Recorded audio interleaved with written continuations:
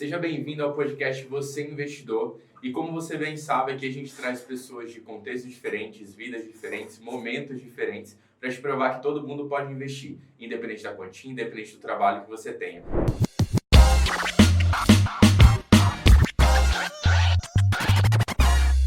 Hoje eu estou convidado muito especial, uma pessoa que eu conheço há muitos anos, que já me deu algumas aulas sobre alguns assuntos específicos, e hoje eu espero que a gente possa ter um bate-papo aqui que vá te ajudar, seja no meio empresarial, seja no meio dos investimentos. Esse podcast vai ser muito legal para você. João, se apresenta aí para a galera. Bom, meu nome é João Galo, eu tenho 31 anos, sou empresário, e acho que a vida inteira fui empresário, é uma paixão, na real, sabe? Então, um prazer estar aqui com o Vitor. Foi um convite especial, eu utilizei inesperado, né? Eu vi um amigo meu vindo aqui, o Moisés, né? E eu olhei assim, cara, que massa, pô, eu fiquei muito feliz. E aí eu, assim, não posso dizer que esperava, tipo assim, será? Não, sabe? Foi uma parada muito legal, assim, quando você entrou em contato comigo, pra mim, eu me senti honrado, minha primeira vez gravando um podcast. Uau, vai extrair tudo hoje. Então, hoje a gente vai conversar bastante, acho que vai ser bem legal. Show de bola. João, pra gente começar, eu gosto muito que as pessoas se definam, né? Você já, né, falou aí que você é empresário, né, desde novo, né? Você começou, sempre teve no ramo empresarial, mas hoje, qual que é a maior qualidade que você tem? Tipo assim, que você diz, cara, nisso eu sou demais, velho. Isso aqui, meio em tantos defeitos, essa qualidade vale a pena. Eu acredito que eu seja muito resiliente. Irmão, acho que é resiliência. Pra tudo assim na vida, sabe? Eu não desisto fácil de nada, né? E eu acho que alinhado a isso, que você me pediu uma, tá? Mas eu acho que eu vou falar duas. Pode ficar à vontade. Mas assim, eu tenho um certo perfeccionismo. Ele pode ser, algumas vezes, ele pode ser algo meio ruim, dependendo. Quando a gente fala sobre perfeccionismo, todo mundo sabe os pontos ruins do perfeccionismo. Mas eu entendo também que quando a gente busca algo que a gente gosta muito e fazer, independente dos problemas que tu tenha, continuar e buscar sempre, não a perfeição, mas buscar sempre aprimorar, ali tu vai entregar algo de valor pro outro lado da moeda. Ponto, acho que é isso aí, tá? Então, essa é uma das minhas, talvez a maior característica. É nunca desistir fácil das coisas e, segundo, buscar sempre aprimorar e entregar cada vez mais valor, mais amor, mais presença, mais intensidade, em tudo, assim. No empresariado, em relacionamento, em tudo, sabe? Então, acho que uma coisa caminha junto com a outra, porque não adianta você querer ser perfeito ou buscar, né, melhorar e você não dar continuidade para isso. Acho que é basicamente isso aí. Você acaba fazendo um monte de coisa meia boca, né? Isso, né? Exatamente. Então não exatamente. conclui Ou nada. por muito tempo vai sempre meia boca, daí também não adianta, né? Exato. Isso é um problema. Mas que top, cara, que top. Eu te conheço há um tempo já, né? Acho que a gente nunca trocou uma ideia muito longa, né? A gente muito sempre próximo, foi assim, de, exato, né, foi muito, conversas algo pontuais. muito banal, assim, rápido, né? Uhum. Mas assim, eu sempre te observei muito de longe, assim, meio... Uhum. Não de longe por estar distante, mas Claro. assim, sempre vendo, pô, que massa, o João tá fazendo isso. Quando você abriu a K2, por exemplo, eu que tinha indicado o Gabi pra ir trabalhar lá. Então, isso aí foi muito doido, né? E daí eu olhei e falei, pô, o Gabi tinha falado pra mim, pô, o João é um cara massa, um cara legal, vou indicar ele pra trabalhar lá, né, sendo no ramo empresarial hoje. Então, assim, você é um cara que eu admiro em muitos aspectos e o principal dele é a questão do aprimoramento, né? Eu até, um dia, eu vou confessar, tá? Se o Gabi estiver assistindo isso, ele pode descontar do salário dele. A gente tava conversando, ele falou assim, cara, o João é daqueles que ele tá falando alguma coisa, a gente tá na reunião, aí ele fala, e pra concluir, e aí fala mais 30 minutos. Eu tenho uma pessoa muito específica que eu puxei essa característica. Sabemos bem. Sim. Mas assim, é uma coisa muito interessante porque isso mostra que muitas vezes quando isso acontece, né, tem até algumas pesquisas que falam sobre isso, quando a gente tem problema de encerrar assuntos, né, no sentido de a gente começa um conteúdo, estamos explicando como tal coisa, e aí vamos encerrar, e aí vem outra ideia e tal. E uma pesquisa mostra que isso acontece por conta do excesso de conhecimento ou do excesso de informação, que é bom, né, se forem informações boas, e é ruim se forem mais informações. Triviais, então, no teu caso, assim. eu sei que você busca sempre estar aprimorando isso, então isso é bem legal mesmo. Tá? Como é a tua rotina hoje, João? Teu dia a dia, assim? Cara, a minha rotina ela é balizada muito por, assim, eu tenho uma organização semanal, né? Então, uma coisa que eu aprendi com o Wendel Carvalho, né? Tem o curso dele, As 5 Liberdades. E uma das paradas, assim, principais, assim, quando a gente tá com a cabeça muito cheia de coisa, né? Pô, tem muita coisa para resolver e tal. A primeira coisa que eu paro e faço isso toda semana, pego um caderninho e escrevo todas as pendências que tem ali. né? Aí jogo elas na semana e aí sim a gente vai matando ao longo da semana, né? Então, basicamente hoje eu tenho uma rotina de estar presente na minha loja, né? Na K2, também estar presente ali no coworking ali que a gente tem, né? E cara, eu entendi que a minha rotina é resolver problemas. Acho que começa por aí, sabe? Quais são os problemas que eu preciso resolver, né? E aí pauto eles, organizo, treino a equipe, ensino, direciono e acho que capacito muito bem. Acho que você foi meu aluno no IV, não foi? Foi. Então, Uhum. eu acredito que uma das coisas que eu mais sou apaixonado é por capacitar pessoas, por ensinar, por Show. falar, sabe? E pegar pela mão, assim, cara, vamos fazer dessa forma, né? E faz assim, desse jeito que você vai aprender. Então, isso tá dentro da minha rotina porque acho que todo momento em que eu tô com alguém, eu tô sempre buscando ensinar. Estou sempre ensinando algo novo, ou uma outra forma de ver a mesma coisa que a pessoa está vendo, ou entendendo que, cara, hoje você está fazendo isso aqui, mas você está fazendo isso aqui porque lá na frente isso aqui vai fazer total diferença, né? Então, minha rotina é essa. Vou para minha loja, organizo tudo que tem que organizar, treino equipe, dou direcionamento e em relação também à parte do coworking, visão, sento, esquematizo, defino metas e aí a gente vai tocando semana, né, cara? Que legal. Hoje a equipe lá da loja tem quantas pessoas aí em média? Hoje a gente trabalha com 3 pessoas. Acho que foram escolhidas a dedo. São pessoas que eu sou apaixonado por trabalhar com elas.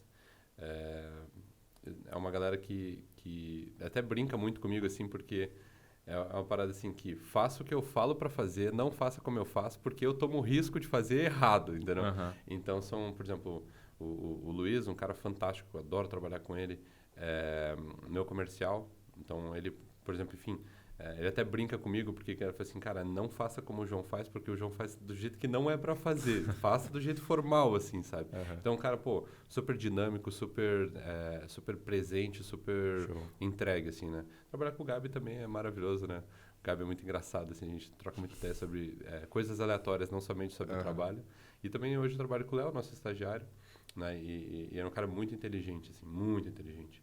Então, pô, a gente ali na nossa equipe, a gente se entende muito bem. Às vezes, quando eu entro ali, não sei se posso dizer isso, mas eu acho que eu quebro um pouco a rotina que eles têm entre eles, assim, sabe? Aquele organismo já organizado entre os 3.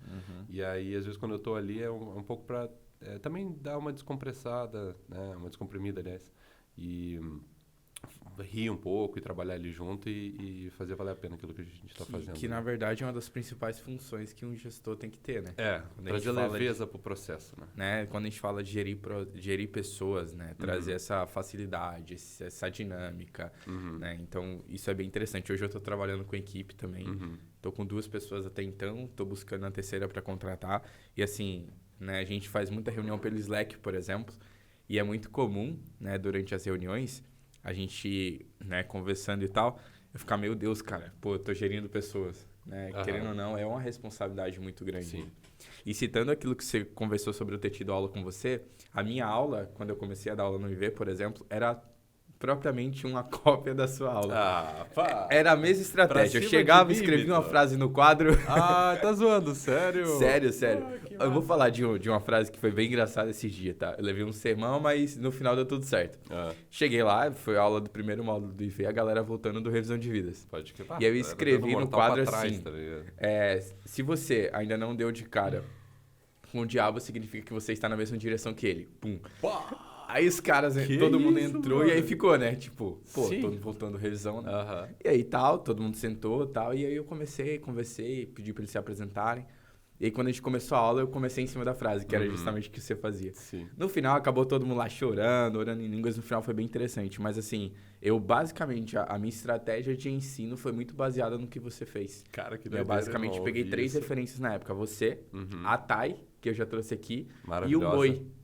Então, os 3 já vieram aqui. Massa demais, né? Pô, massa a demais. Thay pela questão da agressividade, você pela questão da reflexão e o Moi pela questão do dinamismo, né? A pregação do Moi sempre foi muito dinâmica. Então, muito assim, massa, cara. eu tô trazendo realmente referências para mim aqui no podcast. Mas, legal. João, você falou que você sempre teve no ramo empresarial, né? Quando que você começou, propriamente dito? Tipo assim, com quantos anos que começou você e empresa, por exemplo? Cara, eu acho que eu como empresário, eu sempre estive presente sempre tive a oportunidade de trabalhar com os meus pais. Então, desde quando eu morava em Porto Alegre, eu fui aquele gurizinho que fez o curso de criação de site, meu Deus, não na Microlins, mas numa outra lá que acho que nem existe mais lá em Porto Alegre. E aquilo foi um tempo que meus pais precisavam muito dessa criação no digital, né? Então, eu aprendi a fazer site. E no que eu aprendi a fazer site foi quando eu comecei a trabalhar com eles. Então, meus pais tinham uma empresa de eventos, então eles faziam muitas feiras. Né? Então, não tem muito para cá, as feiras que tem aqui, elas são muito esporádicas, assim, uma vez por ano, 2, enfim. Mas lá em Porto Alegre é um negócio que acontecia praticamente todo mês. A cada 2 semanas, em algum ponto da cidade, tinha uma feira, assim, com vários expositores. E eu, cara, cresci dentro de shopping center. Se podem dizer que eu era Nutella, acho que eu sou Nutelaço, então, né?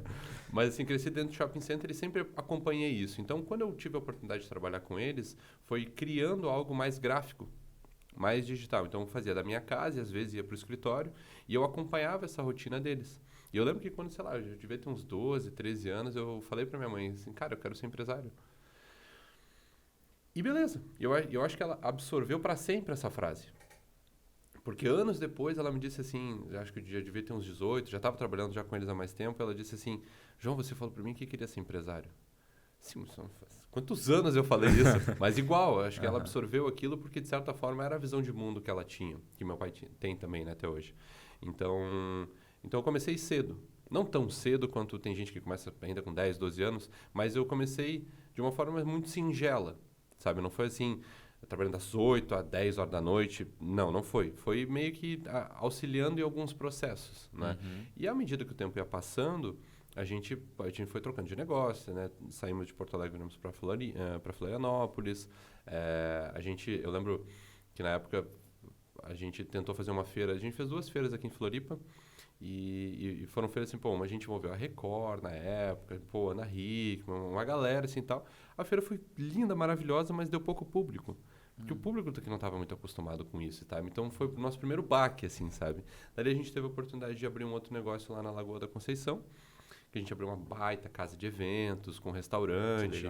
E assim a gente foi indo, sabe? Então a gente foi pegando as oportunidades das coisas que estavam se aparecendo, assim, ao nosso redor. E, cara, daqui a gente vai transformar num negócio. Então, tipo, se a gente chegava numa casa, pensa numa casa que devia ter 30 anos, na beira da lagoa, gigantesca. E meus pais dali vislumbraram um restaurante. Dali eles vislumbraram uma casa de festas, sabe? A gente fazia formatura, etc e tal. Nessa época eu comecei a trabalhar de DJ. Acho que todo mundo, algum dia na vida, ou contou piada ou foi DJ. O Rafinha Bassa uma vez falou essa. E eu trabalhei de DJ ali também com eles. Então, assim, não posso dizer que isso foi, nossa, meu Deus, o empresário. Não, mas eu sempre busquei trabalhar e me adequar às coisas que eu estava fazendo. Uma vez eu ouvi uma frase que me dizia assim, João, você é uma pessoa que não importa o que você faça, você vai entregar tudo de si. E eu nunca tinha lido essa frase em mim, assim, sabe? Eu nunca tinha olhado para o espelho e falado assim, cara... E quando essa pessoa me falou isso, aquilo eu absorvi para sempre. E eu entendi que tudo que eu fizesse, eu sabia que eu ia fazer aquilo ali a melhor coisa do mundo. Se eu tivesse que vender pipoca na esquina, eu ia vender a pipoca com uma embalagem bonita, diferente, com uma mensagem, uma frase do dia, ou o que fosse. Eu ia transformar aquilo na parada mais fantástica possível.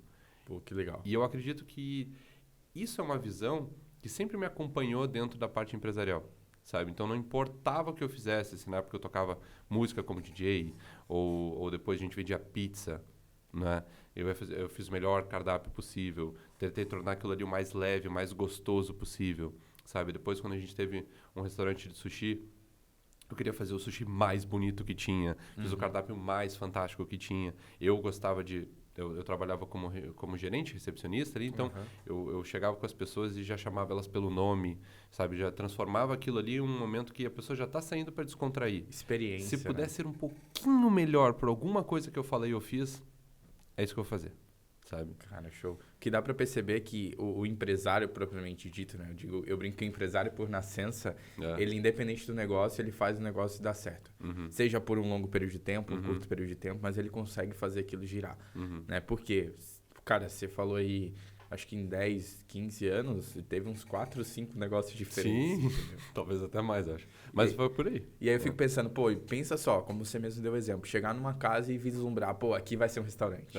Que nem era a intenção inicial, né? Aqui vamos fazer formatura. Então isso eu acho que é uma coisa que vem de família também, mas você desenvolveu isso muito, mesmo que de forma sucinta, participando de vários negócios, você hoje o que der na sua mão você consegue idealizar. Sim. Você nunca vendeu pipoca, mas você já deu várias ideias para o pipoqueiro agora.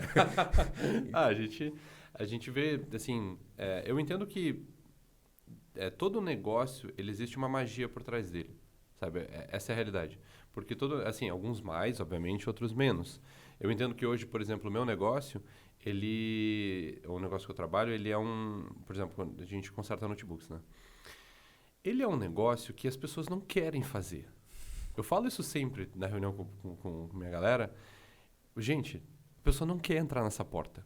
Ela não quer entrar por aqui, tipo, trazer um problema, sabe? Ela não quer fazer isso. Ela não acorda de manhã cedo e pensa assim, hoje é o dia que eu vou torcer pro meu notebook dar problema e eu vou levar no pessoal lá e eles vão consertar. Não é assim. A pessoa, sabe? Assim como eu tenho um outro amigo meu, que ele vende iPhone, ele tem uma loja ali no mesmo coworking que nós, e ele assim, João, os caras me mandam mensagem de madrugada, velho, implorando para comprar o iPhone. Entende? É uma questão que a pessoa deseja demais aquilo, é um sonho da pessoa. E não é um sonho consertar um notebook, não é. Não vai ser e nunca vai ser. Porém, se eu conseguir tornar esse processo mais leve, mais gostoso, e que eu entendo que a pessoa ela já está ali porque ela precisa estar ali, porque ela está resolvendo um problema, e eu trazer uma solução e encantar ela, para ela ser assim, meu Deus, obrigado por vocês me salvarem. Essa vai ser a minha missão. Que geralmente é o que acontece. Né? Exatamente. É o cara que deu pau no HD e quer pegar os arquivos e resolve. Aí, assim, meu Deus. Ontem mesmo a gente teve um cliente que eu lembro que o Luiz até comentou assim com ele, eu estava na bancada, ele falou assim, João, não, ele falou pro cliente, não lembro o nome dele, ele falou assim, pô, então, tudo certo, naquilo que tu precisares, manda mensagem para nós e tal, eu te espero aqui numa próxima. E o cliente assim, cara, eu espero não voltar aqui, porque eu já consertei o notebook. Mas, tipo, foi algo leve, brincando, sim. Mas é real, é aquilo ali. Ninguém quer voltar lá com problema, sabe? Então, se eu puder, nesses poucos pontos de contato que eu tenho com o cliente, tornar aquilo mais leve, mais gostoso e ainda fazer ele dar risada, melhor, sabe? Então, acho que toda empresa ela tem a possibilidade de encantar o cliente de alguma forma. Ou porque você vende algo que tem um desejo, ou porque você faz algo que a pessoa, meu Deus, eu preciso muito disso. Ou assim, cara, eu tô aqui porque eu sou obrigado a estar aqui. Bati o carro, sei lá, alguma coisa assim muito ruim. Se você puder trazer felicidade e alegria naquilo ali, faz a pessoa se encantar por você e assim sucessivamente, né? Então...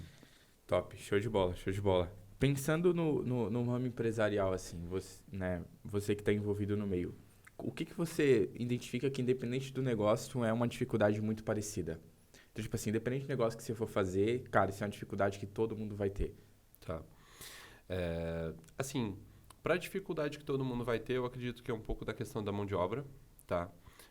Eu sou uma pessoa que, cara, já trabalhou comigo um menino que fazia rejunte de piso. E, assim, longe de juízo de valor, nunca, jamais isso. Mas, cara, ele não sabia nada de computador. Nada, zero. Nunca tinha mexido no notebook. E eu ensinei ele, capacitei ele ao longo de um ano que ele trabalhou comigo. Cara, ele sabia tudo de computador no final. Ele era bastante introvertido e tal, até não falava muito, não desenvolvia muito, assim. Mas, na prática, cara, ele sabia abrir, desmanchar, trocar, limpar, fazer tudo e deixar o troço pronto. Perfeito, sabe? Então, assim, acho que a questão de mão de obra...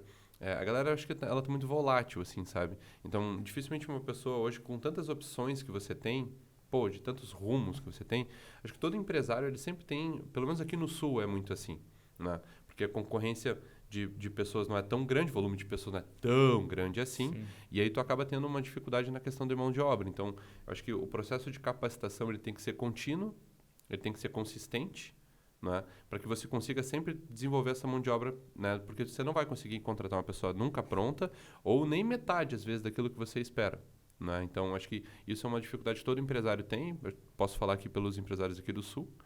E acho que uma dificuldade também que o pessoal, todo mundo vai enfrentar é a comodidade de você prestar um serviço meia boca. Essa é a realidade, cara. Essa é a realidade. Assim, a gente tem entrado num mercado muito interessante de atender algumas empresas grandes de Itajaí. E, cara, assim, uma empresa que, né, conversando assim com um dos sócios, ele falou assim, João, você é a 5ª empresa que eu, graças a Deus, encontrei. Como assim? Porque as 3 primeiras que eu mandei mensagem pedindo assistência, elas sequer me responderam no WhatsApp. A 4ª, eu implorei para poder levar lá, implorei para deixar pronto, implorei para retirar. Algo tão simples, e eu não conhecia vocês, eu falei, tá aqui meu cartão, tipo, pô, a gente tá aqui para te atender, cara, resolver teu problema, sabe? Sim. Então, acho que é isso, sabe? Acho que é tu não se deixar levar por, é o que eu posso fazer, e quer, não quer, tem outro que vai querer. Entendeu? Entrar nesse comodismo de prestar um serviço meia boca, sabe? Tanto o empresário propriamente dito, quanto os colaboradores, né? Sim, exato. Que compactam da visão. Exatamente. Eu, por exemplo, essa semana, fui entrar em contato com um rapaz para trocar meu celular, porque eu vou, na verdade, para trocar, vou precisar de comprar mais um, pela relação de trabalho. Eu mandei mensagem e tal. Cara, ele mandou uma mensagem bem poderosa, assim. Eu falei, quais modelos tem disponível? Ele mandou o modelo. Só que não mandou valor. Eu, quais os valores? Ele mandou os valores, tipo assim, puxando a mensagem, sabe? E me enviou. Aí eu, tu consegue mandar foto das cores disponíveis? Nunca mais. Isso faz 3 dias. Isso é hard, brother. E eu à vista. Eu ia pagar literalmente no dinheiro, não ia cancelar a vistinha, pá. E assim, não fez questão. Então eu vejo que muitas das reclamações das pessoas de meu negócio não tá dando certo, ou não tô conseguindo prospectar cliente, ou não... Muitas vezes é por conta disso, né? Quando eu comecei a trabalhar por conta, digamos assim, né, como agente autônomo de investimentos, eu comecei a prospectar clientes e tal, aí depois eu entrei na EQI, e uma das coisas que aconteceu, a maioria dos clientes que eu tinha na EQI vieram comigo quando eu saí da EQI. Olha só. Né? Eu tenho uma história até que eu contei no podcast do Raciel, que eu falei que quando eu cheguei na EQI, minha grande dificuldade é prospecção. Penso, um guri com 20 anos de idade, né, 19 para 20 anos. Que credibilidade que vai ter para falar de, meu Deus, sabe? Zero. E os clientes que me passaram para prospectar, tudo acima de 50 anos. O que esse piá sabe da vida, né, cara? Foi exatamente o que eu vi. Eu liguei pro cara, né, o senhor, ele atendeu e falou, oi, tudo bem e tal. Eu expliquei, não, sou daqui e tal. E eu acho que minha voz não era ainda tão grossa, né? Tava no processo ainda de amadurecimento. Ele falou, quantos anos você tem? Aí eu falei, ferrou, né? Já era. Falei, 19 anos. Ele falou, você com 19 anos quer me dizer o que eu vou fazer com o meu dinheiro, sendo que eu tenho 30 que trabalho, o dobro da sua idade que eu estou trabalhando. É duro. No final das contas, eu marquei com ele um café. Eu falei, não, então, para tirar suas dúvidas, para você me conhecer e também entender qual é a minha intenção, né, no que eu vou fazer com o dinheiro, seu dinheiro investido, por que a gente não toma um café?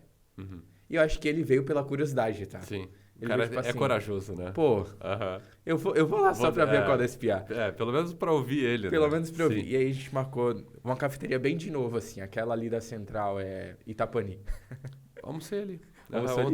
Vamos ser ali. Daí eu fui, é um lugar bem massa ali, marquei com ele lá e tal. A gente foi lá na Itapani, conversamos. No final das contas, ele... No fim da conversa, no dia seguinte, 60 mil ele colocou pra botar em renda fixa.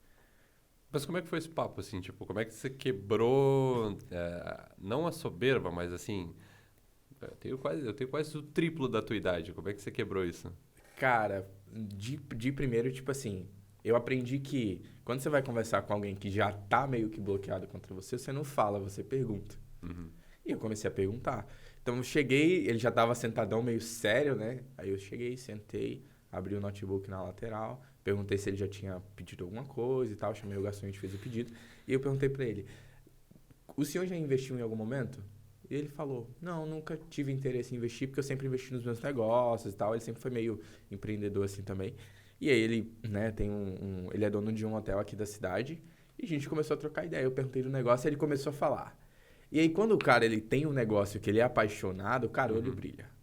É verdade. E aí ele começou a ir se soltando. Onde eu quebrei foi quando eu perguntei assim, tá, e o caixa desse hotel fica onde? Esse valor reservado, onde é que o senhor guarda? Aí ele, eu tô guardando na poupança, né, uma conta poupança que ele tem CNPJ. Aí na hora eu virei o notebook, abri uma calculadora de comparação de juros, coloquei de um lado os juros que a poupança traz e a inflação do outro. A gente tem inflação acumulada aí nos últimos 20, 22 anos de quase 180%. Se tu não conseguir rentabilizar 180%, na teoria você perdeu o poder de compra. Então, nesse mesmo período, a poupança rendeu algo em torno de 42%. Caramba.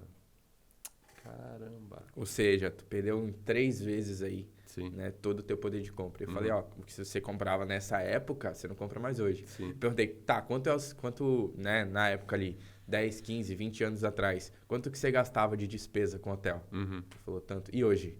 Pum, 4, 5 vezes a mais. Né? E como ele não rentabilizou o caixa, perdeu para inflação. E aí ele tomou o choque de realidade, né?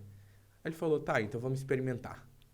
E aí foi no dia seguinte onde ele aportou. Mas assim, onde eu quebrei efetivamente toda essa questão foi quando eu mostrei onde estava o problema.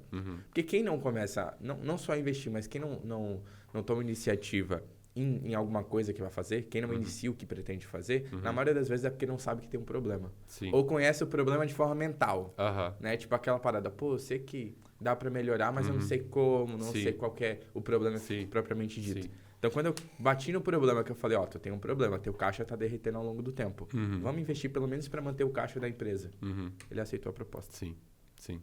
Eu acho que isso também vai muito por conta do seguinte, não sei se você já leu aquele livro Mais Esperto que o Diabo, Napoleão Hill. Esse livro é fantástico. É demais. Fantástico. Ele é extremamente lúdico, inclusive. Muito lúdico. E assim, tu tem que ter uma certa consciência da vida para conseguir ler ele e entender o que ele está te falando, tá? Mas uma das coisas que ele fala no livro é sobre a alienação. E a alienação é quando tu terceiriza algo, porque assim, me disseram que é assim, ou eu não pensei por mim mesmo, eu não fiz as conclusões necessárias, e eu terceirizei isso pro universo, pro mundo, para alguém resolver. E acho que é basicamente isso que acontece em relação a investimentos. Porque na prática, assim, eu sei que dá para fazer, não sei talvez como, e, cara, vou levando. Porque um dia me disseram que era legal colocar na poupança, e eu botei, não pensei, não calculei, não vi risco, não vi a diferença entre inflação e poupança, e etc, etc, etc. Mas um dia me falaram, então, quer saber? Deixa assim. Uma ideia que vai muito nessa ótica é a galera quando pensa assim, eu fui ensinado assim, não sei você, mas para mim o melhor investimento que tem para se aposentar é comprar terreno, construir casa e alugar. Eu não sei se para mim eu entendi que era o melhor, mas eu ouvi isso aí a vida inteira. Eu também ouvi isso a vida inteira. Segunda coisa que eu ouvi muito foi sobre concurso público, porque na minha família tem bastante concursado, né? Esse então, eu nunca ouvi, cara. Que traz segurança, esse né? eu nunca ouvi, porque meus pais sempre foram empresários. Sempre foram empresários. Então, assim, eu acho que essas duas, né, verdades é muito forte hoje. Hoje eu acho que a questão do concurso público até quebrou um pouco, talvez. Mas, assim, essa questão do investimento em imóveis, né? Não é à toa que hoje, na Bolsa de Valores, há uns 20 anos atrás, começou a se liberar investimento em fundos imobiliários, que é onde você investe em imóveis, seja shopping, né, lojas, casas, apartamentos, terrenos, enfim. Então, assim, a galera fala muito sobre, por exemplo, os fundos imobiliários são os investimentos que mais cresceram aí nos últimos 20 anos. Isso por quê? Porque na essência do brasileiro a gente é ensinado que os imóveis são um bom negócio. E realmente são, né? Se você for parar pra pensar, Deus não vai criar mais terras. E tem cidade que também não vai expandir mais, né? Então que é o motivo, por exemplo, de Balneário e região tá estourado de preço, né? Porque já tá ficando apertado para construir. É bizarro que Balneário tá destruindo o que tem construído para conseguir construir mais. Cara, é um troço que só acontece aqui mesmo. Absurdo. Então, assim, os investimentos em imóveis, isso é muito forte no Brasil. Isso veio de uma cultura americana, tá? Porque até 30, 40 anos atrás, isso não era cultural no Brasil de você comprar a sua casa, por exemplo. Né? Primeiro, que era muito fora da realidade. Segundo, que compensava muito mais o aluguel. Né? Então, isso não era verdade. Só que como que isso veio parar no Brasil no final das contas? Ali por volta dos anos 2000, os Estados Unidos começou a meio que potencializar em propagandas a questão do americano ter sua casa própria. Né? Então, isso foi muito potencializado, que resultou naquela crise do subprime em 2008, onde os Estados Unidos foi para o léu, assim, foi a pior crise da economia americana, bolsa despencando quase 90%, foi o terror. Por quê? Eles começaram a criar esse sonho no americano, o americano começou a querer financiar, e aí naquela época, entre o período de 2002 a 2006, 2007, eles começaram a liberar crédito para todo mundo. Então até imigrante conseguia financiar imóvel. Caramba. E aí tinha gente comprando imóvel no nome do primo, do irmão, da tia. Então a família só comprava 5, 6 imóveis. Caramba. O que isso resultou? No final das contas, a galera não conseguiu pagar. A taxa de juros subiu no país. Galera ficou sem dinheiro, inflação disparou. Sem dinheiro, como é que eu vou pagar? Como é que eu vou pagar? Crise no setor imobiliário. Pum. Uhum. E o setor imobiliário representava 30% naquela época. Do PIB americano. Do PIB americano. Caramba. Do fluxo de caixa americano. Então ali ele, pum, quebrou o país, né? Uhum. E aí, no ano seguinte, demorou uns 3 anos ali, eles conseguiram se recuperar, a bolsa voltou a valorizar, tudo normal. Mas assim, foi um baque. Uhum. Índice de suicídio lá em cima, pensa Sim. que todo mundo quebrando no mesmo Sim. momento. Né? Isso aconteceu por causa de uma verdade criada para o comércio, porque o americano, né, os interessados criaram essa ideia de casa própria nos americanos que resultou nisso. O brasileiro, isso vem desde a década de 90. Por quê? Por causa da grande troca de moeda, né? Década de 80 e 90. A Sim. gente teve aqueles períodos de hiperinflação e muda. Teve os fiscais do Sarney, de fiscalização de preço ali na década de 90. Então, o brasileiro pensou o quê? Pô, deixar dinheiro em moeda É uma roubada. é um risco muito alto. Então, o que é que eu vou fazer? Eu vou colocar em coisas mobilizadas, imóveis. E meio que ali começou a se consolidar essa ideia de que o investimento tem que ser em imóveis, é o melhor investimento possível. Olhando financeiramente falando, vale mais a pena comprar ou investir em fundos? Investir em fundos. Né? Porque hoje, você compra um imóvel aí de 1 milhão, você vai alugar ele na casa dos 6 mil reais aqui na região. Sim. Né? O que não é 1% do investimento, que é o que você consegue no fundo. Justamente. Então, você conseguiria 10 mil reais ali todos os meses, né? Resultando ali, poderia até você pagar um aluguel de 6 mil para morar em algum lugar, e ainda sobraria 4 reais de diferença. Sim, exato. E assim, também, de certa forma, eu vejo que essa supervalorização, ela consegue tracionar a economia, mas ela também viabiliza algumas coisas, assim, sabe? Tipo, porque eu, por exemplo, poderia ser um cara que fizesse um investimento até na compra de um imóvel, mas por essa supervalorização, não vou fazer. Aí acaba entrando no aluguel e aí pega esse dinheiro e coloca em outro lugar, sabe? Por exemplo, se o imóvel fosse algo ainda ok, é interessante tu comprar, ter essa forma de renda, mas não como única, né? Não como única, né? Exatamente. Até porque o problema do ativo mobilizado, né, do investimento em coisas mobilizadas, por exemplo, imóvel, é a questão de liquidez. Né? Demora Porque demais para vir aqui. cara, tu pode vender em 6 meses ou 10 anos, é Exato. muito relativo. Exatamente. Então a liquidez é muito baixa. Para quem não sabe o que é liquidez, a grosso modo, é a facilidade que você tem de resgatar o dinheiro. Então, quanto maior a liquidez, mais fácil é o resgate. No caso de coisas mobilizadas, principalmente apartamentos, pelo alto valor, né, é muito difícil de você conseguir negociar. Exato. Minha avó tem uma fazenda para vender lá no Nordeste já faz uns 15 anos, eu acho, que a fazenda tá para vender. Exato. E aí, tipo, primeiro... E se você quer vender rápido, vai cortar o preço pela metade, vai perder todo o lucro, né? Ou, enfim, todo o investimento que às vezes foi, às vezes vai vender mais barato que pagou e... Essa parte difícil da parte de imóveis, né? Da liquidez. Porque isso é importante no quê? Eu acho interessante você ter coisas de baixa liquidez. Por exemplo, comprar um imóvel na planta para vender depois. É lucrativo. Interessante. É lucrativo. Interessante. Mas não pode ser sua garantia de renda. Entendeu? Exato. Porque aquilo pode ser algo muito bom, como pode ser algo muito ruim. Pensa, precisar do dinheiro, cara, eu já passei por uma situação parecida, né? De precisar do dinheiro, e ter o dinheiro e não conseguir resgatar esse dinheiro. Isso aconteceu no quê? Eu comecei a investir justamente um ano antes do Dilma. Né? Tá bom. E aí eu comecei ali em 2013 para 14, comecei a investir. E assim, na época eu tinha um valor muito interessante para um jovem de 13, 12 anos. Por quê? Eu não gastava com absolutamente nada e eu sempre fui extremamente pão duro. Então assim, eu tinha minhas economias. Eu queria assim. ter essa característica. Cara, eu era extremamente pão duro. Né? Pra você ter noção. E eu sempre negava. Tipo, minha avó, você tem dinheiro? Não. Pra você não tem dinheiro pra ninguém, é meu. Então assim, e eles me bancavam, né? Minha família sempre teve um salário, né, regular pra muito bom. Né? Meu avô militar, minha avó ali aposentada, então todo mundo sempre teve uma renda legal. E aí, tipo, meio que eles me bancavam, eu não precisava gastar com nada, né? Não tinha custo. Então eu comecei a fazer o quê? Eu pegava minha grana e guardava tudo. E aí meu pai às vezes mandava um dinheiro, era separado da minha mãe. Então assim, eu sempre tinha alguma coisa na minha mão. E eu não gastava com nada. Eu não comprava roupa porque minha mãe pagava. Eu não comprava perfume porque minha mãe pagava. Eu não comprava nada. Por que tu era tão pão duro assim? Não porque não precisasse, tá? Isso é uma coisa. Mas segurar essa grana... Cara, tipo, eu não acho que comprar foi o alguma coisa pra susto você que eu e tal. tomei quando eu percebi que metade do salário do meu avô estava consumido em empréstimos. Olha, isso é informação relevante. Quando você olha assim, porque eu parei pra pensar, minha mãe na época tava com entre 30 anos ali, mais ou menos. E ela trabalhava muito, entendeu? E não dava, tipo assim, não é que não dava pra pagar tudo, mas não dava pra gente aumentar o padrão de vida. Tá. Aquele era o nosso. Eu ficava pensando, pô, uma pessoa que, pô, já trabalhou na Espanha. Minha mãe ganhava em euro, cara, até os seus 23, 24 anos. Puta grana. Na época o euro, R$ 8 comparado, né? Um euro, R$ 8, muito acima. E ela veio pra cá e foi... Não, dinheiro aqui, dinheiro ali. Quando viu, tudo que tinha acumulado em 2, 3 anos, derreteu. Acabou. E ela teve que começar do zero em real, né? Então, assim, eu vi que eu tive alguns traumas que eu não passei, mas que eu vi pessoas passando que me incomodaram. Então, acho que isso foi o que me fez segurar a onda, assim. Então, emprestar dinheiro. Não.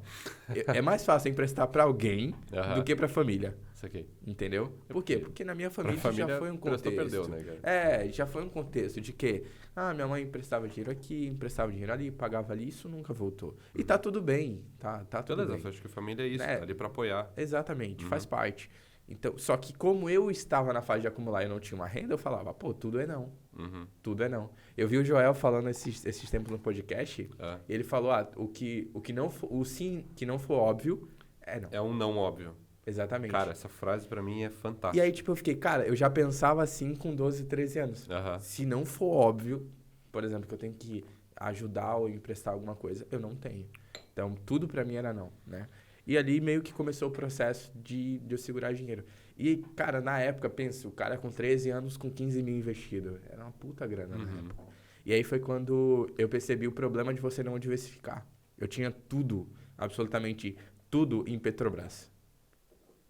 Tudo em Petrobras. Tudo investido. E qual plataforma que tu usava? Porque isso faz o quê? Quantos anos você tem hoje? Eu tenho 22. Faz 10 anos. 10 anos. 8 anos, mais ou menos, 7 anos. E qual plataforma que tu usava na época? Então, eu abri a conta na corretora Rico.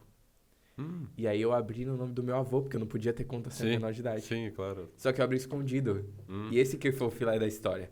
Porque meu avô, ele fez outra. Você pega ele dormindo de olho aberto. Eu acho que de tanto tirar serviço... Literalmente? Literalmente. Meu Deus. No começo é assustador, mas você se acostuma. Tá bom. E aí o que eu fiz? Peguei o celular, na época que eu tinha, abri a conta, tirei foto dele dormindo, né? A corretora aprovou.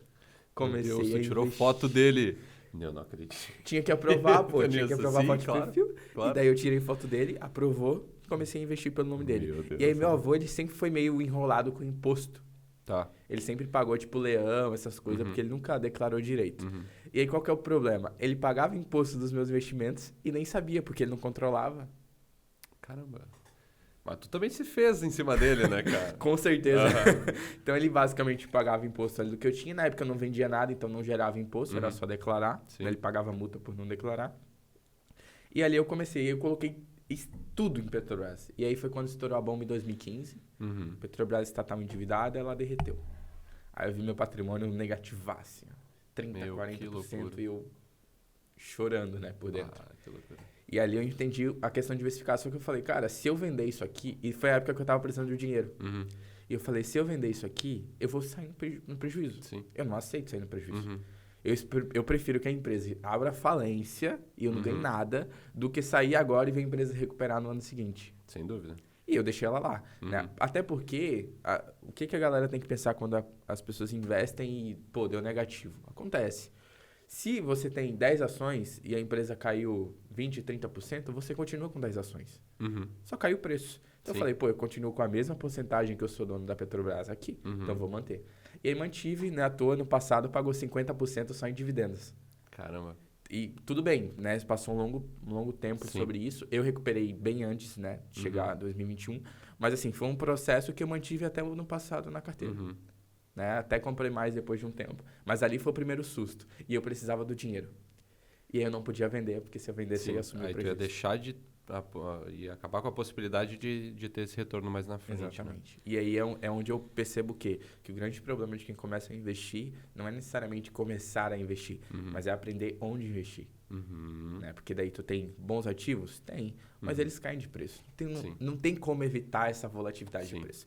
Porque o mercado ele olha para a ação e diz assim, ó, pronto, K2. K2, vamos pensar aí, a gente está com taxa Selic alta, né? Que é a taxa de juros do Brasil. Inflação, pelo governo Lula, vai segurar mais um tempo aí em alta também. Então, talvez a galera não esteja tão interessada em gastar dinheiro arrumando notebooks agora, porque tem muita conta para pagar. Sim. Na teoria, o mercado vai olhar para tua empresa e vai dizer assim, ó, a K2 vai cair de preço. Então, ela vai cair 2, 3, 4, 5%. Mas, às vezes, a K2 está, tipo, dando lucro, tá bem, tá funcionando e tal, mas o mercado não interessa isso. Sim. Porque o mercado, ele precifica o futuro. E aí que tá, ninguém tem bola de cristal. Sim. Só que em vez de você pensar nisso como um problema de você correr o risco da sua empresa ter volatilidade, você tem que pensar como uma vantagem de você conseguir comprar no erro do mercado. Do mercado dizer assim, pô, essa ação aí, sei não, essa empresa aqui não vai render muito. E ela cai, você compra e quando vê ela publica lucro. Exemplo disso, o Banco do Brasil. No dia seguinte que o Lula ganhou a eleição, o Banco do Brasil começou a despencar. Despencar. Despencou? Por quê? Estatal. Então tá no poder do governo. E aí, na teoria do mercado, o Lula pode usar isso como moeda de troca. Exatamente. Que, na verdade, ele usa o BNDES, né? A gente já sabe muito bem disso, né? Que é financiar a obra lá fora. Porque eu acordei hoje de manhã pra gente conseguir construir umas obras... Não, deixa pra lá. Tipo isso. É exatamente assim. Exatamente assim. Sim. Então, assim, a gente tem o Banco do Brasil começou a despencar. Ele saiu de 40 para R$29. Caramba. E aí eu falei, o quê? 20%, Vou comprar. 25%. Comprei. Ela hoje já tá R$40 de novo. Isso agora já do início do ano pra cá. 3 meses. Então, assim, qual que é o segredo? É você identificar a esquizofrenia do mercado, né? Eu costumo dizer que o mercado é aquele guri emocionado, né? O guri piscou ele, tá apaixonado por mim, né? É o mercado. Então, você tem que aproveitar essa volatilidade, mas não só ter essa volatilidade. Por exemplo, eu sofri na época de Petrobras porque eu só tinha Petrobras. Se eu tivesse outras empresas, outros tipos de investimento e precisasse do dinheiro... Um ponto ali, mas não tanto, né? Porque eu não preciso... Assim, quando eu falo precisava, um guri de 14 anos, ele precisa o quê? Comprar um celular novo, né? Comprar um Tero. Eu não ia chegar nesse mérito, mas se quiseres falar...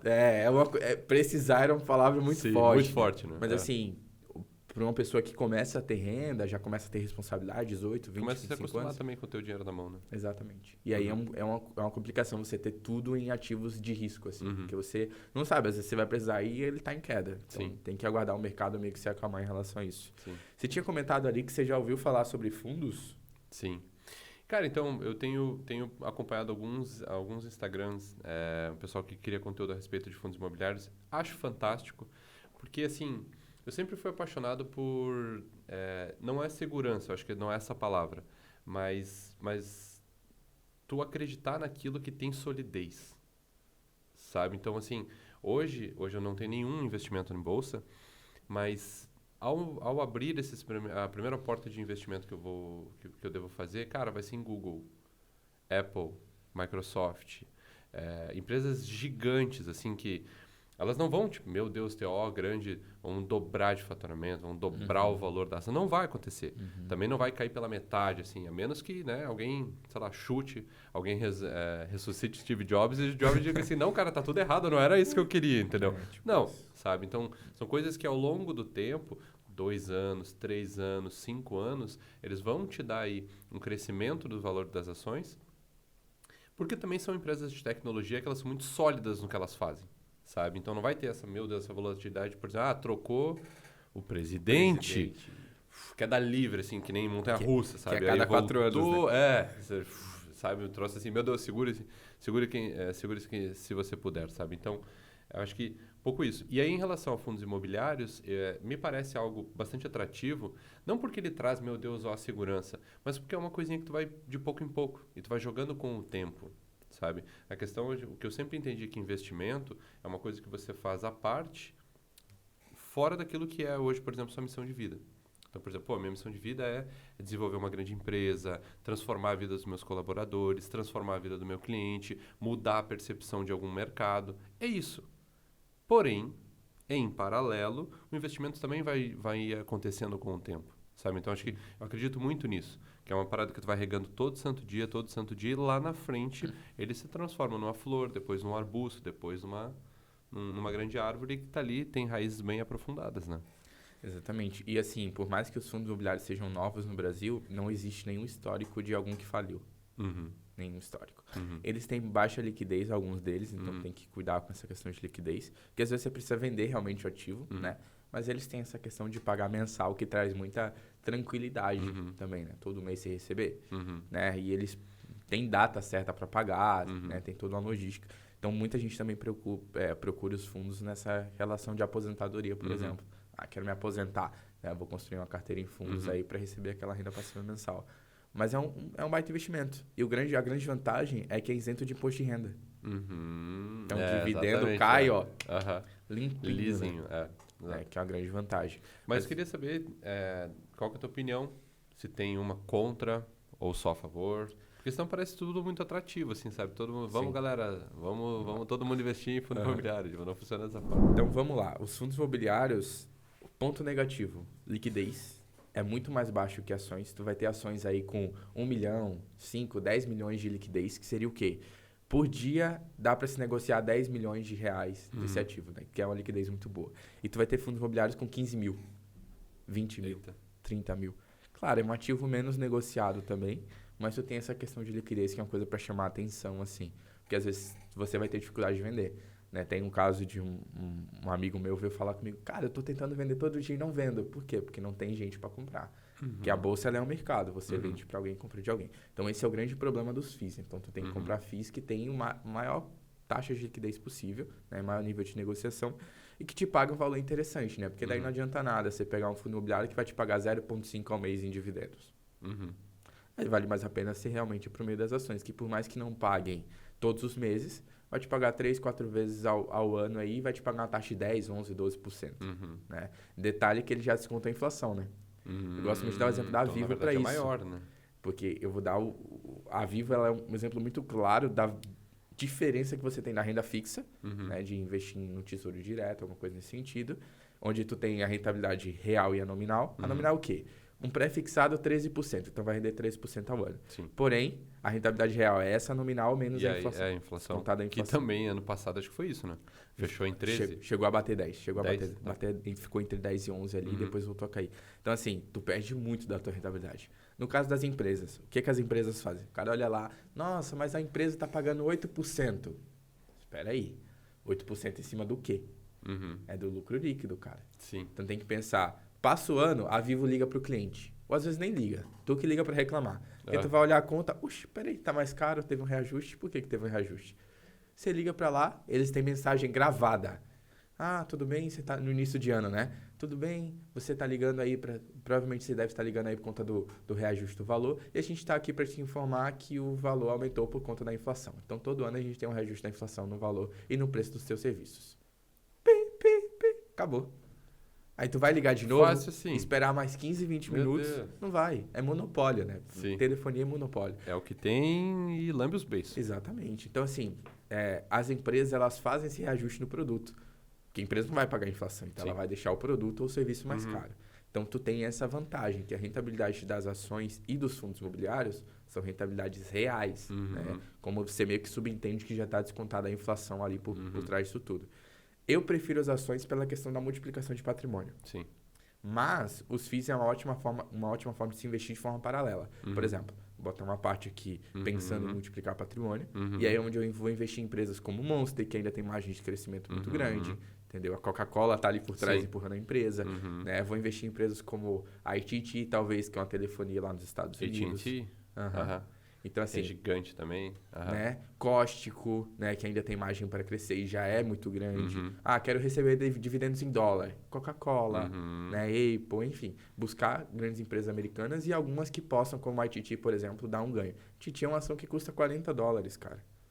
Tem uma margem aí gigante de valorizar, né? Se for comparar com as outras empresas, Monster está em $100, Coca-Cola em quase $400. Então, tem uma margem muito grande aí de valorização. Então, assim, pegar empresas que tem essa chance de upside e, de certa forma, deixar uma parte ali em FIIs, né, em fundos imobiliários, para me gerar essa renda passiva. Aí, o que é que eu faço? Multiplico o patrimônio aqui, passa para cá. Multiplico o patrimônio aqui, passa para cá. E faço esse ciclo ali para aumentar minha renda passiva. Eu acho que isso é estratégia que todo mundo consegue fazer. Sim. E algo muito, assim, eu não digo que é simples, mas é uma estratégia básica. Sim. Sabe? Porque não é uma parada que tem muito risco. Você também entendendo, verificar que o mercado, por exemplo, que nem eu falei, empresas grandes como o Google não tem, assim, meu Deus, Não vai ter um spread de um ano para o outro de 30%, de 40%. Não vai ter, não adianta. Mas tem outras que vão chegar nesse patamar, mas ainda não chegaram. Né? Então, ele tem esse caminho para crescer. Talvez não tão rápido, assim, tão forte, mas tem esse caminho para crescer que você consegue migrar de um lado para o outro, né? Cara, e uma coisa muito interessante, né? Eu gosto muito de dar o exemplo porque para mim foi a empresa que mais valorizou, não encontrei nenhuma outra no prazo desses 20 anos aí, dos anos 2000 para cá. Mas a Monster, cara, o crescimento foi absurdo. Cara, foi absurdo. Eu acredito que eu contribuí bebendo, mas não acompanhei eu também, a parte financeira. Sabe aquele energético Reig? Sei, que tá no mercado aí. É da Monster, é mesmo. Ela criou uma linha saudável, com outro nome, outra dinâmica, mas com a Monster por só trás. com a plataforma Tanto é que eles são produzidos no mesmo lugar. E a Coca-Cola distribui os dois. Ah, legal. Por isso que tá em todos os mercados e tal, principalmente a Monster, né? Porque a Coca-Cola é que faz a distribuição. Sim. E a Coca-Cola tá em todo lugar, então Sim, automaticamente também leva o produto da Monster pra todo lugar. Isso foi uma sacada genial, tá? Porque eles pensaram que se eu criar mais uma cor de Monster, eles até criaram uma vermelhinha, zero açúcar agora, mas se eu criar mais uma cor de Monster, tirando a taurina e colocando o BCAA, por exemplo, que é uma linha mais saudável, mais fit, né? Eu talvez não atraia tanto público. É, porque não é mais o público. Porque o cara que toma Monster, eu tomo Monster. Eu não tô muito importando muito com o efeito que a taurina vai fazer no meu corpo, entendeu? Mas eu tô tomando. Eu tomo porque é energético, cara. Exatamente. Então, assim, a grande maioria das pessoas que querem, talvez, tomar um pré-treino, alguma coisa assim, não querem utilizar de alguns tipos de suplementação mais pesada, vai para um Rig, por exemplo. Que não seria o mesmo. Mesmo que a Monster lançasse e explicasse o produto, não teria como alcançar essa galera. Mas lançando um novo tipo de energético, a probabilidade é maior. Sim. Uma sacada genial deles em relação a isso. Mas a Monster ela tem uma upside gigante aí. Se o cara tivesse $1.000 nos anos 2000, teria milhões hoje. Cara, 60 mil por cento de multiplicação. É uma loucura, velho. É uma loucura. Mas assim, no Brasil também não é diferente não, tá? Tem algumas empresas aí que deram um ganho absurdo. O Unipar valorizou quase 30 mil por cento em 5 anos. Caramba. Né? Prio valorizou 9 mil por cento em 5 anos. Então, assim, no Brasil a gente também consegue encontrar... Tem excelentes exemplos, assim, de valorização. Né? É comum, né? O segredo é o quê? É que, assim, ó, o que a galera se ilude? Eu não busco empresas que eu olhe, meu Deus, vai valorizar tantos por cento. Eu busco empresas que eu acredito no projeto. Sim, exatamente. Porque eu acredito na visão de futuro. Exato. Quando eu comprei Prio, olhei pra Prio e falei, cara, nenhuma empresa no Brasil faz isso. Mano, genial. O que a Prio faz? Ela é uma petrolífera. Ela não concorre diretamente com a Petrobras, mas está no mesmo setor. Né? Mas a ideia dela é diferente. Ela compra plataformas, né, lugares que já funcionam e deixa a gestão melhor. Então, ela comprou ali, por exemplo, a Bacorra, né, que é uma plataforma de extração de petróleo que era da Petrobras alguns anos atrás. Compraram e diminuíram o lift cost, que é o custo por produção de barril. Ou seja, em vez de eles gastar $10, eles gastam 3. E eles aumentaram a margem de lucro. E a empresa... daí não tem como não disparar, né? Gestão é muito boa.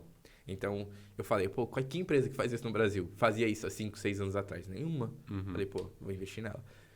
Klabin, né, que é a empresa que eu estou investindo no momento. Cara, Klabin é uma empresa de anos, milênios aí. É uma empresa familiar, inclusive. Sim. Né? E é uma empresa que está no setor de papel e celulose. Setor muito cíclico. Né? O preço muda muito toda hora e tal.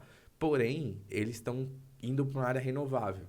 Então, o papel vai se degradar mais rápido. Entendeu? O papelão vai se degradar mais rápido.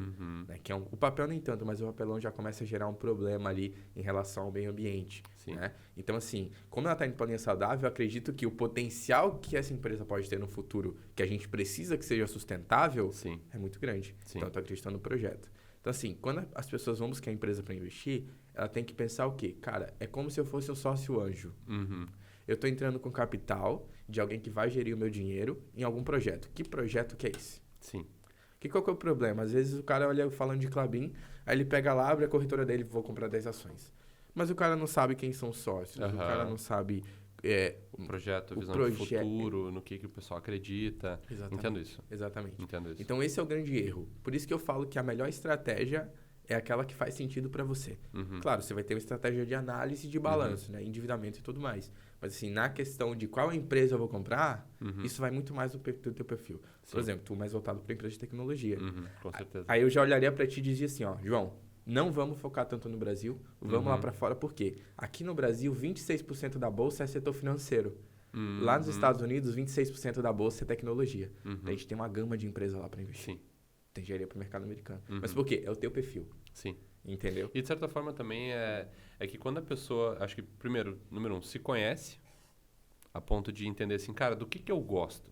Sabe, o que bate, assim, eu abro lá meu Google Notícias e quais são as notícias que estão lá, sabe? Tipo, tá, sobre tecnologia, cara, quando tem sobre tecnologia, eu abro todas elas. Uhum. E aí, quando você tem um olho treinado, você consegue entender assim, poxa, essa empresa aqui que legal, pô, né? Quando tu conhece o mercado, aquilo que você é apaixonado, é mais fácil para você tomar uma decisão na hora de entender assim, pô, eu conheço o projeto, fui pesquisar, da onde que essa empresa veio, para onde que ela está indo, sabe? Então, de fato, assim, por mais que um investidor anjo às vezes vem com um caminhão de dinheiro, né? Sim. Às vezes a gente vai botar um pouquinho, vai Sim. começar com R$100, R$200, R$1.000, R$1.500, vai começar assim. Mas querendo ou não, é um investidor anjo. E, tipo, tu tem que acreditar no futuro do negócio, né? Até porque esse é o intuito de você investir, né? Sim. E esse também é o intuito da empresa entrar com capital aberto na bolsa. Ela quer o quê? Investidor. Porque é muito mais barato ela vender uma parte da empresa para investidores do que pegar um empréstimo no banco. Sim, sem dúvida. Então vale muito mais a pena para ela conseguir, né, ter o upside de crescimento. Então assim, cara, eu acho que esse bate-papo foi muito legal porque a gente conseguiu meio que trazer essa ideia de identidade aqui no podcast, no sentido de que teu foco é esse, a gente investiria dessa forma. É o que eu acho muito interessante. Mas assim, ó, partindo para a prática, né, pro vamos ver. Qual que é o passo a passo que você teria que seguir, por exemplo, para começar a investir? Primeiro, o básico, abrir conta na corretora, primeira parte. Segundo, investir naquilo que conhece, que a gente já definiu aqui. Terceiro, dentro das que conhece, selecionar as duas melhores. Então, vamos olhar para o setor de tecnologia. Hoje, de longe, as duas melhores aí, Microsoft e Apple, né, digamos assim. Né? São os dois carros-chefes, né, no mundo de tecnologia. Vou investir nas duas. Porque assim, ó, o que trava a galera, o que trava as pessoas não é o fato de ter, da dificuldade de investir em si. Porque é muito fácil, você faz pelo celular. A dificuldade das pessoas é ter uma amplitude muito grande de opções. Sim. Quando a gente tem muita coisa para pensar, a gente trava. Exato. Então, o negócio é sem segredo. Olhou, pesquisou, é isso que eu conheço, é isso que eu gosto, é essa empresa aqui que eu gostei do projeto. Vou investir nela, ponto final. Tomada de decisão e ação, né? Tem que ser rápido. Porque se tu questionar muito, você acaba travando muito também. Sim. Por isso que eu falo para quê? Você ir para grandes empresas que você já conhece. Depois, você vai aperfeiçoando. Porque o problema não é continuar, é começar. Porque depois começa, você vê que é legal. Né? Com certeza. Depois começa, você dá aquela destravada, você, pô, mas não é tão complicado assim. Acho que dá pra ver. Aí vai lá, compra um curso, assiste umas aulas no YouTube. Já entendi isso aqui. Pô, já sei o que é preço, já sei o que é valor de mercado. Sim. E aí começa a meio que destrinchar isso. Deixa eu acrescentar uma parada. Vou te falar. Uma vez eu li um artigo e eu vi o artigo sendo aplicado na prática. Acho que esse vídeo deve ter no YouTube. Que é o seguinte, é o experimento da geleia. Que na entrada de um supermercado, o pessoal colocou, acho que era, sei lá, 28, 25, mas deixa por 25 sabores de geleias diferentes na entrada do mercado. E você tinha todas elas à venda e você podia provar todas elas, com pãozinho ali e tal. O pessoal provava todas, não levava nenhuma. Um tempo depois, o pessoal fez o mesmo experimento com 6 geleias.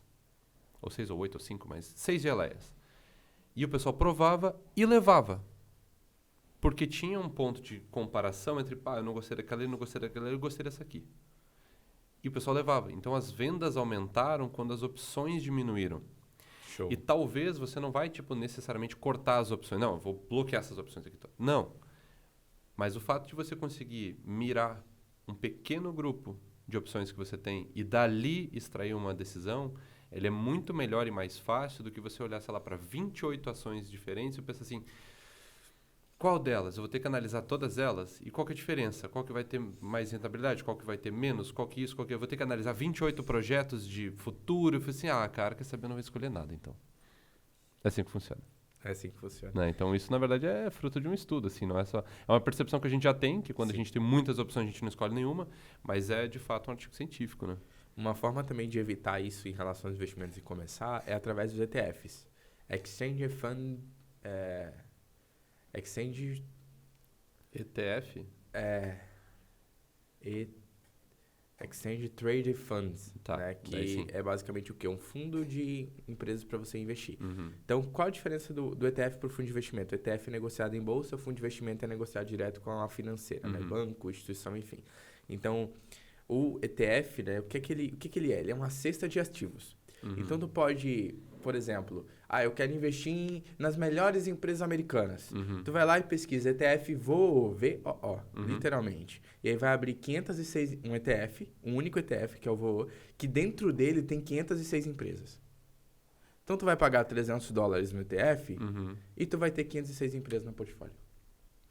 Eu quero ir só pro setor de tecnologia. Sim. Então, eu vou pesquisar um ETF que é só do setor de tecnologia. ITL, por exemplo, né? Que é um ETF americano só de empresa de tecnologia americana. Como pagar $80 ali, eu tenho as melhores empresas americanas. Fracionado. Porque é o que você falou.